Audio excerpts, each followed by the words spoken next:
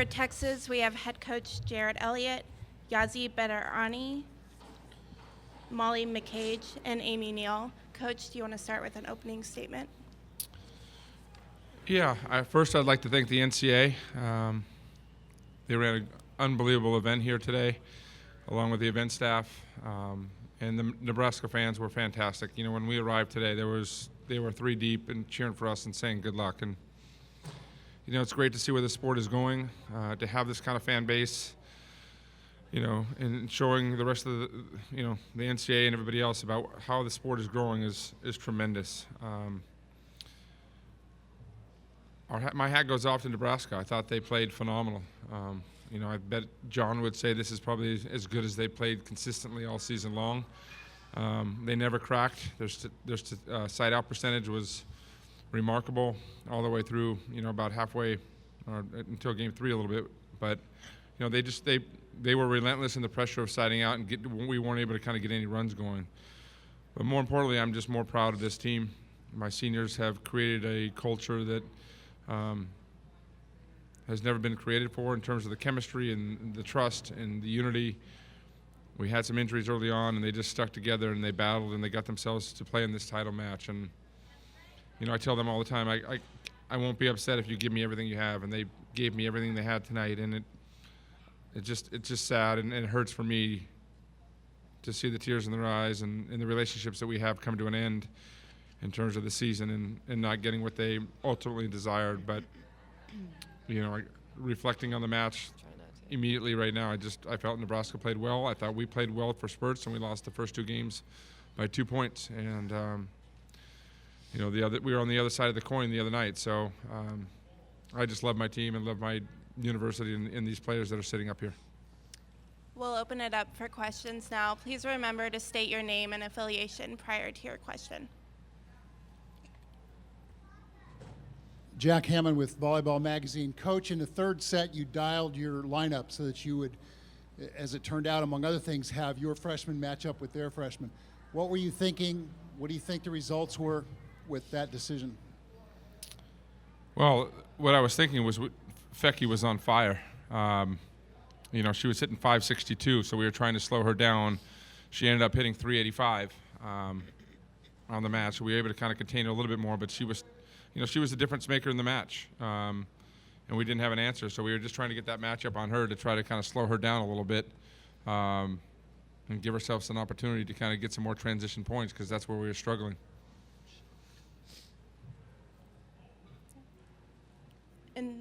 In front there.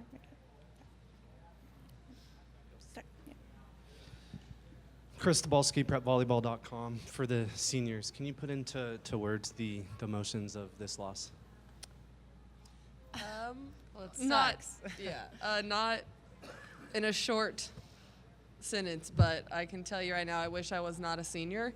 I wish that I had more time with this team. I think that not only the volleyball part, like besides that, just the relationships I have with these players is incredible, and the bond we had with our coaches was different than any other year that I've been here.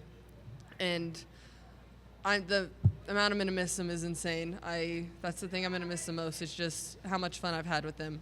And I wish we could have won a national championship, but I think that we fought hard, like Jarrett said, and I really regret nothing with this group. I think that they're incredible and the best team I've ever been a part of. Same. Michael Shapiro with Daily Texan. Coach, you guys were down 2-0, backs against the wall. What was your message to your team as you head to the locker room? Well, we were going to flip the dial a little bit more. We wanted to get more middle right side involved with our offense and transition, our out of system, getting Yazzie a little bit more, couple more swings over there, because we were having a hard time scoring out of system. And it's one of the areas that, we kind of struggle with some of the personnel out. We just didn't have a lot of back row options in 3 of the rotations to kind of get us out of some of those situations. But, I felt like I told them, I said, hey, we're battling this. I think they're playing out of their mind, and we just got to stay with the mission and stay focused about what we're doing and see if we can serve a little bit better and do some things to get them out of system. But, it was a 2 deuce games. We weren't far behind in being up 2-0. In front. Mike Malloy, NCAA.com. Molly, this is the second time you've played Nebraska. What was the biggest difference between the first match and this match? Oh, of this year? I mean, like Jarrett said, they were just in system constantly, and they were not high error. I felt like the last time we played them, we were able to just sneak in and make long runs for ourselves. But this time we played them, their side-out game was incredible. And so, I mean, we tried to manage our game, but they were on fire, and they were really good.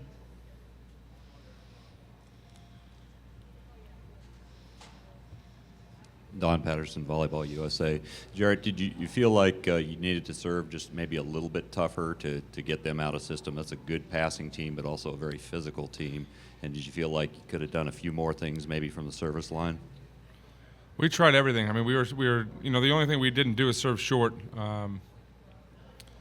And statistically that we had, the way that they passed nails and stayed in system with short serves, we didn't feel like that was an option. We moved over from, I don't know how many understand this, but over to zone 5 to zone 1 to try to pull them off, got their percentages down a little bit.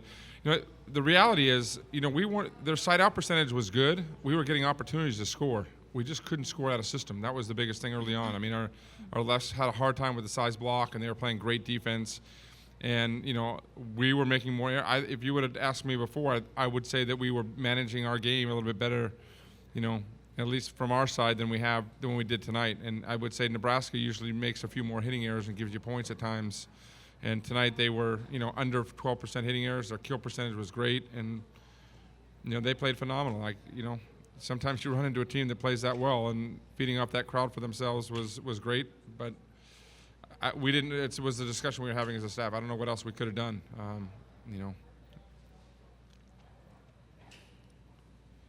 Michelle. Michelle Vopel, ESPN.com. Jared, if somebody would have told you back when you had the big injuries, you lost a 3-time Big 12 Player of the Year, if somebody would have said you'd get here, I mean, I know you wanted to win it. Would you said, hey, that's a great finish for this group? Well, yeah, I mean, here's what I can tell you about this group.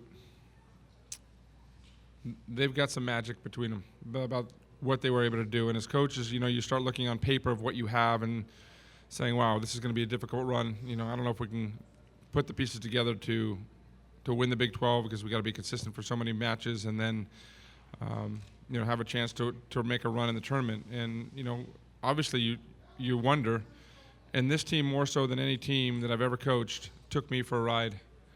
They instilled confidence in me, made me believe in them. I really didn't have to do too much with this group in terms of managing them. They did it on their own. And they made me believers, and I felt like tonight we could win this match. So at the beginning of the year, I would have said, on paper, no, we wouldn't be in this position, not even close. And, the road that we had to get here was not easy, probably the toughest of all, the teams with, playing Purdue and then UCLA and then Florida and then Minnesota. This team was good in the crunch, and I was just hoping we'd get one of those games to kind of give ourselves an opportunity to have Nebraska question themselves a little bit because they were just so on fire. Mike in front, yeah. You had your 2 best matches of the season in the Final Four.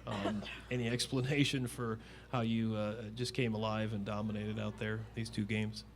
Well, my team has really helped me build over the season, just like taking one game at a time, and that's been the biggest thing, is just instilling confidence in me, and this was the place to do it, and I was given the chance to step up.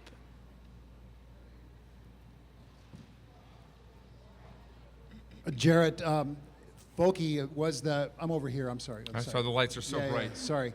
Volke was the MOP, and she's a freshman. You had to have had some sort of a plan for her. What did you plan, and what do you think she did to be able to be so successful?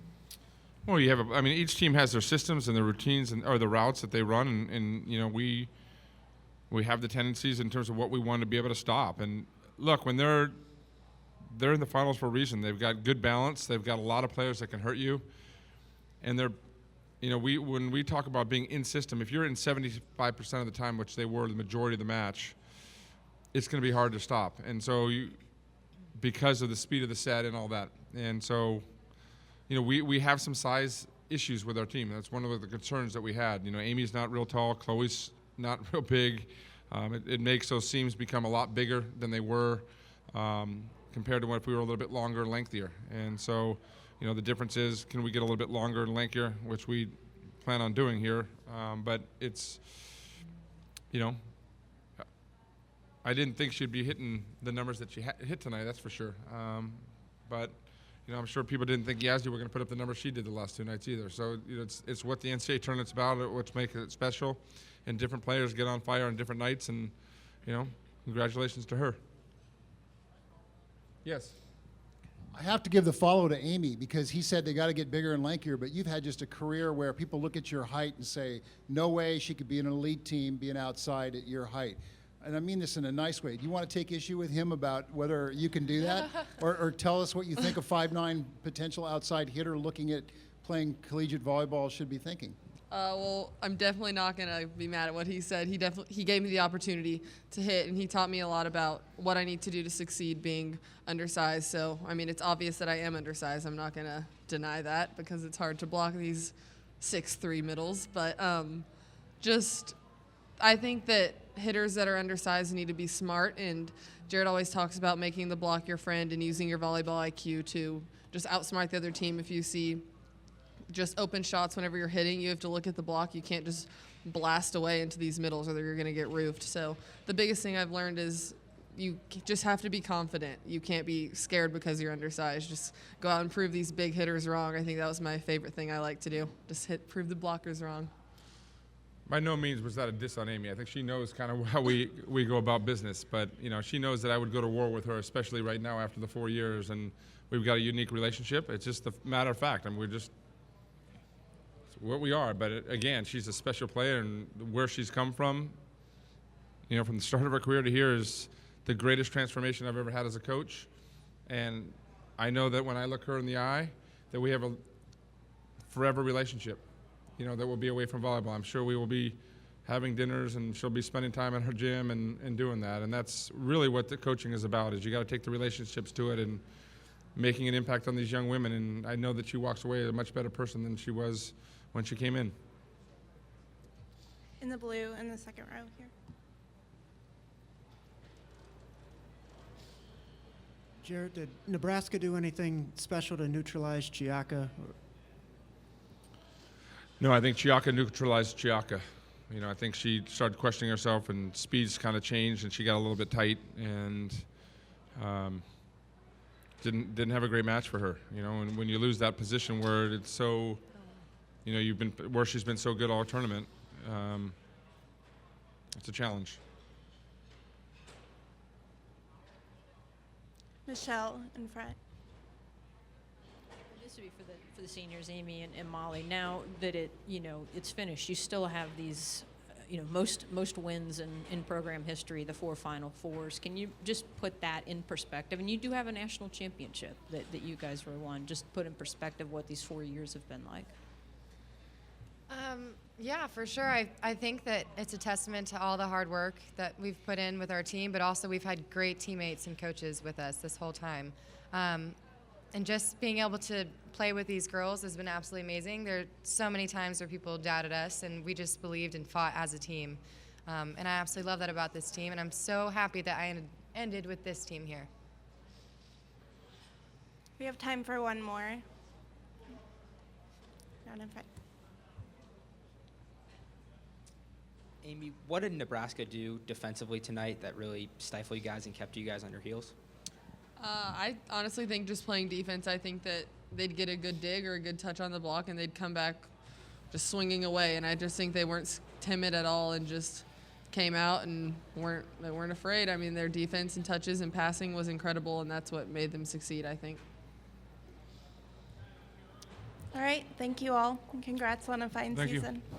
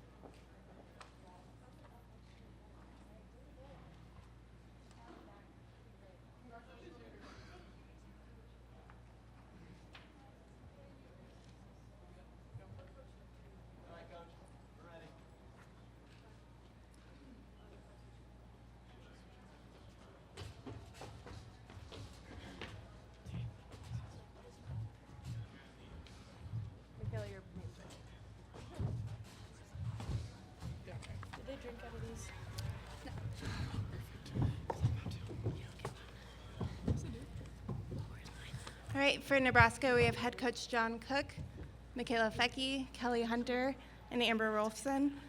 Coach, start with an opening statement. Well, it's hard to just put into words the environment tonight, the setting, Nebraska versus Texas, and the crowd. Final, national championship match. ESPN, the whole everything else that went with it, and for us to come out and play, a great match against a great team. It was just awesome to see. I mean, it was just awesome to watch, and so I can say I'm really proud, which I am, but I'm really more proud of this team on the journey they took to get to this point, and to be able to come out and trust it and play their best match. All right, we'll open it up for questions now. Please remember to state your name and affiliation prior to your question. We'll start over on the side. Jack Hammond with Volleyball Magazine. Coach, please tell us what you think Michaela did to have the kind of offensive success she did. I mean, like specifically, what was she doing? And then I'd also like Kelly to respond to that too. What were you doing that you think allowed Michaela to do so well? Well, we had a pretty good matchup in the first two games, and Texas rotated and tried to get 27, because I don't know how to pronounce her name, so they changed that matchup in game 3, and it worked a little bit. Michaela slowed down, but she was on fire the first two games, and her and Kelly were in a very good rhythm, and I've seen Michaela do this over and over this season. So this wasn't anything new, but we've seen her do that in some other big matches, and she's a powerful hitter, and she uses the whole court, and she was on fire tonight. Kelly? I'll just echo what Coach said. At first, Michaela was up on a smaller blocker, so obviously that's a little bit easier than having a big block in her face. But all season, Michaela and I, we've just been talking about what kind of ball she needs, and I think we figured it out, and it's been clicking at the end of the season, and it obviously helped in work tonight. Jeff? Jeff Sheldon from the Omaha World Herald. John, you've talked a lot this season about faring well in the championship points. This was a match where the first two sets were tied into the 20s. What did you guys do to be able to execute sort of on those knife edge points?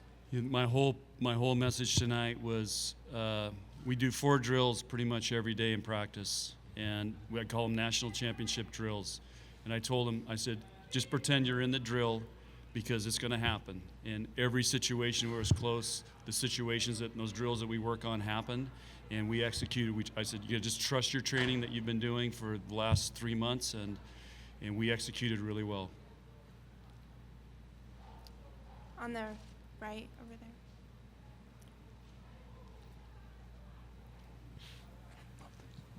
Don Patterson, Volleyball USA. John, everybody focuses on the fact that you guys are very physical, and but you passed tonight to stay in system, and it seems like all season you guys have been a very good passing team. Can you talk about the importance of that in what you do in training and how it translates to this? Well, I learned, we learned a lot last year how important passing was, because we got the regional finals and we lost 10 matches last year, and our passing broke down. So we made a commitment. We were going to become a great passing team, and we designed a system that I thought allowed us to have the best passers on the court. And sometimes we only pass with 2, but those 2 are great passers. And Kelly doesn't move her feet very well to get to the ball, so I told our team we got to pass her perfect. So, but if you can pass, it gets a setter in a rhythm, and we can, spread the attack.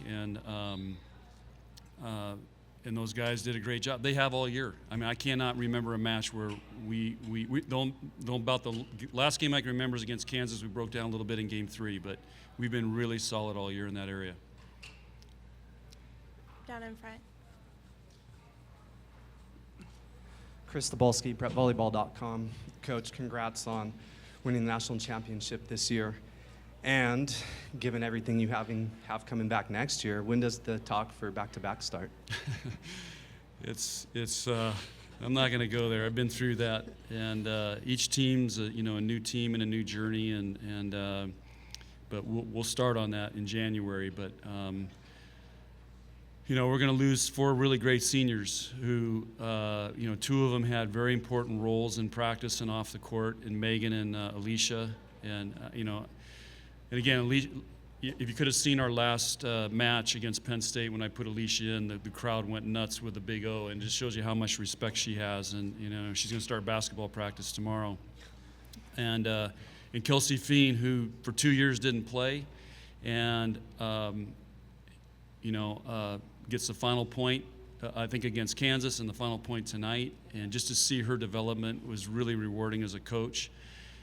And Cecilia Hall played her 2 best matches of the year this weekend, and she's been an up and down middle for us. And and I always would kid her that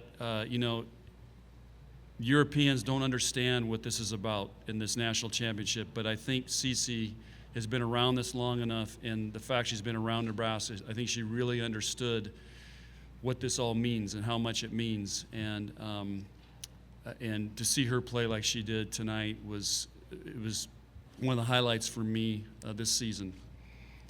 Michelle in front. Michelle Vogel from ESPN.com. Can you just talk about the confidence you've had as a young player, and especially to come into a stage like this? And then, John, if you could follow just how confident she has been as a youngster.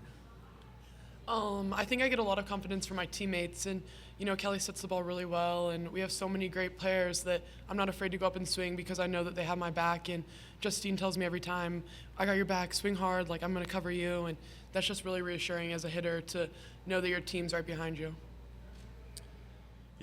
Michelle, one thing we talk about is being resilient, and when things aren't going well, can you stay in the fight? And Michaela's a natural at it, and I never see her get down. I've never seen her get down in practice. She's just very positive and going on to the next point. And I think that not only helps her as a player, but I actually think it really helps other players on our team, and probably helps me a lot, because the longer you coach, you start seeing all the things you do wrong. And it's nice to see, people that are believing and they're going to win the next point. Brett in the middle.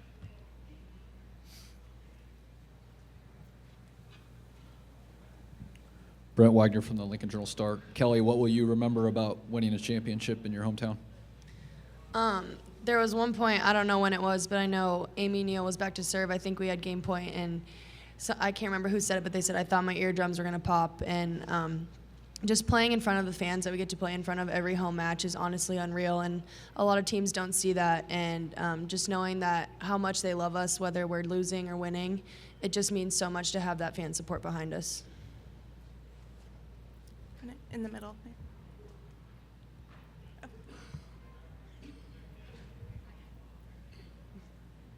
John, Ryan Atulo, Austin American-Statesman. Yesterday you said that the key to this match would be attacking the red zone and winning the system battle. It looks like you controlled those 2 areas. Well, I would have liked to had Katie get a few more kills in the red zone, but Texas did a nice job on her. But I think the key was, and they, 27 had 11 kills tonight, hit 500. So most of her swings were over there. But I think we touched their middles on their slides. I mean, they got a couple nice kills, but we slowed them down and got some touches. And our middles, I think, hit for a very high percentage behind Kelly tonight. And a couple times they had 2 blockers out there. They were trapping it, and Amber and Cece still found a way to get a kill. So I felt like we held our own, and Texas probably had the advantage on us in that area, but we held our own enough tonight, and I think we definitely won the out-of-system battle. I mean, I think we won most of the long rallies, and and some of those rallies might have been worth 2 points because it got the crowd energized, and it probably deflated Texas a little bit because they were working so hard and to lose that rally. So that's why I told the team we got to win that out-of-system battle tonight. Jeff. Jeff Sheldon from the World Herald. This is for Kelly and Amber. Growing up in Nebraska, you've been surrounded by the whole Nebraska-Texas thing. And Amber, you played in matches the last couple of years where Texas has been really successful against Nebraska. For both of you, what does it mean to you? Does it mean anything extra to be able to win this title against Texas? I mean, yeah, obviously I know that rivalry is there, but never being in the Big 12, I never really knew what it was like. But we always know that there's those teams that the crowd's going to get really riled up for, and this is one of them. And I think they are one of the reasons why we did so well. They were behind us the whole time. They never gave up on us. We never gave up on ourselves, and that's just a really great feeling to beat a rival. Yeah, I just got like texts and tweets from everyone. They're like, you need to beat Texas. So like Amber said, we weren't a part of that rivalry, but I know Coach said it before, it's part of our DNA as being from Nebraska, so you can just feel that rivalry out there. On this side. Yep. Coach, Greg Eklund, Omaha Public Radio. A couple parts to this question. One, besides Kelly's footwork, can you talk about her match tonight and her overall season as your starting setter?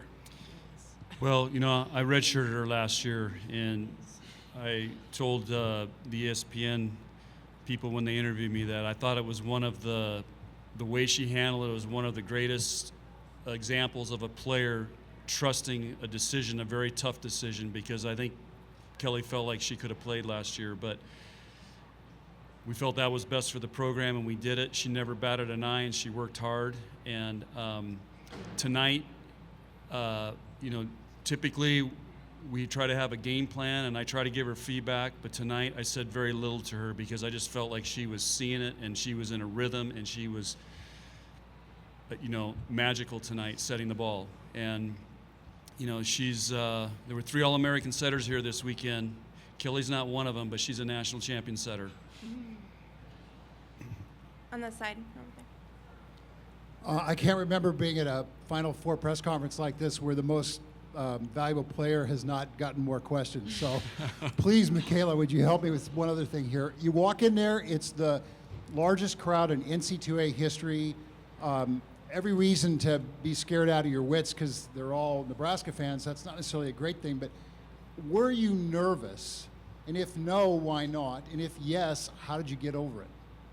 No, I was not nervous. I think it was because I know that those 16,000 fans that were out there tonight were all supporting us and had our backs and, wanted it just as bad as we did. And knowing that makes it a lot more easy to play. Bryant.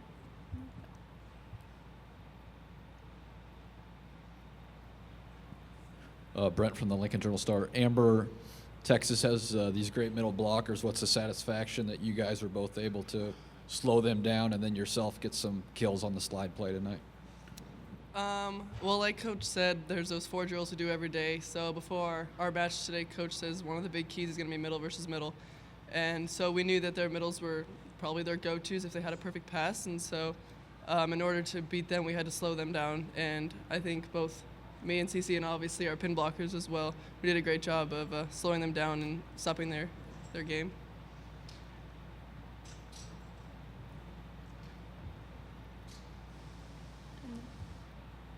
Right behind you. This is for John and Kelly. We heard a lot about what the tickets were being resold for, or some of them anyway. Is scalping now a reality in Nebraska women's volleyball? It's actually been going on for a long time. I can remember when we were in the Coliseum, Penn State, $300. Of course, there was a lot less tickets, but I know there was. Our director of ops, Lindsay, was getting bombarded for ticket requests before Thursday's match and then the last 2 days. It's a big deal in this state, and it's pretty cool though that women's volleyball people are scalping tickets to get into a match, and and I think they got their money's worth tonight. I mean, I think it was a great match and great environment. It's great for the sport. I just think it's crazy to hear not only that those tickets are being scalped, but what they were going for, because the demand was just crazy just because everyone in this state wanted to be here. That to me was like the craziest part about it, was how much they were going for. I heard 300 something. 450? You heard 1,000. Wow, they love us, I guess. Yeah. Over on the left here. Josh Kelly, Daily Nebraskan. You guys score your 24th point in the last set. They score a couple points. What was the talk in the huddle after you took that last time out? Anybody? Can we all answer? Okay. Yeah. What was it, Amber? This I don't is know probably the one from his time Amber's listened to the timeout was this one. Well, actually, I was gonna say I didn't hear anything he said. She said that and to I me didn't too. hear anything Coach Chris said either. But I think we all just like looked each other in the eye, and we didn't really care what the score was. We knew we had match point, and we knew we were gonna win. So basically, it was just go out there, fight, get this next ball because we're gonna win. I think no matter what was said in that huddle, there was no doubt that we were going to win this next point. And Coach talks about those drills we do every day. One of them's FBSO for first ball side out. So when we get that serve receive, we want to put it away right away, and that's what we did. We have time for one more. Jeff. John, just to the best of your memory, how does this team rank as far as a team that has improved from the start of the season to where they ended the season? It's number one. And I've been telling them that. And for where we started, and then, of course, after Texas, I mean, that's why we play those early season matches. We got to learn about our team and what we got to do. And then once we made that change, I mean, it wasn't smooth for a while, but ever since that Minnesota-Wisconsin weekend, this team has continued to go like this. And I'm not sure at the beginning of the year I thought, we could win a national championship, but after that weekend and I saw what we started doing to teams and the level we were playing at Illinois, at Purdue, Penn State, at Michigan, which was a huge match. They just kept going like this, and they played a great match against Washington last week. Kansas, we weren't super sharp, but Kansas had a lot to do with that, and we played our best match of the year tonight. So I think you got to say that, in my opinion, this team has really maxed themselves out. And I've told you guys, you guys that cover us every day, I mean, I can't remember when we've had a bad practice, and they haven't come in and worked, and I got to kick them out of the gym, and they love to be in the weight room and all that stuff. And then they just have really embraced the journey, and they've worked really hard, and they've improved. All right. Thank you all. Yeah, I just want to thank all you guys. This is my, I don't know how many Final Four, but my third one here in Omaha. And this is the biggest, most intense. I feel like there's the most interest ever. And I just want to thank all you guys because this is a big time event and it feels like it. And a lot of it goes to you guys. So thanks for all your work and coverage of volleyball. It's great for the sport and great. These young women deserve it. Thanks. Thank you. Thank you. Take this with me.